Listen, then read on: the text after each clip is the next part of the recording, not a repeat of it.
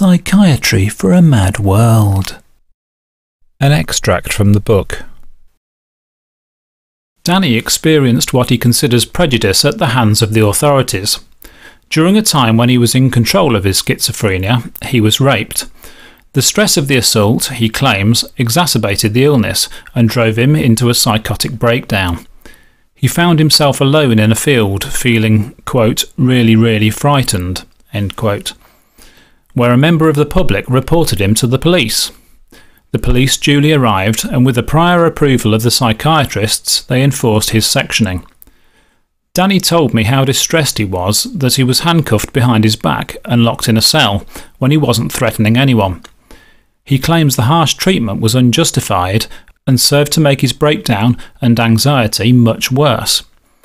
A further source of misery was inflicted on him by the authorities when they told him he was not eligible for legal representation, something which would be provided to any person who hadn't been sectioned, for example to a rapist. In the court's hearing about the rape, his evidence was dismissed on the grounds that his illness had made him an unreliable witness. On top of his traumatic illness was added extra stress by the rapist, the police and the legal system, all people who would be deemed to be mentally healthy. From where then does the suffering originate? Sometimes from ordinary people. The police are ordinary people and have little training in mental health issues.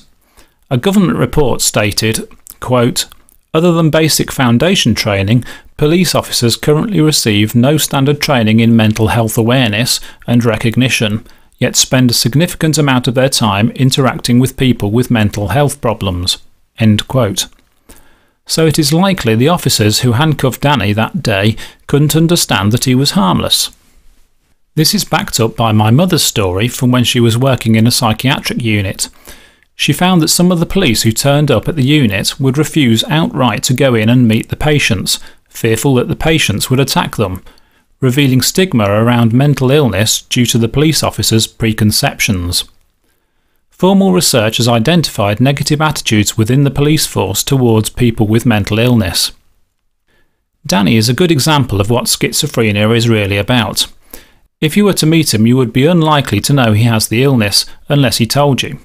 He takes the medication which keeps most of the hallucinations at bay. Another misconception is that schizophrenia is not treatable. He is sociable and holds a good conversation. Danny plays the keyboard in a band, gigging in pubs and clubs. Some of the songs the band plays Danny wrote himself, and the melodies and lyrics are truly beautiful. He is also an accomplished sculptor. Danny has a strong moral code. He is kind to the people around him, and he recognises when other people are falling short.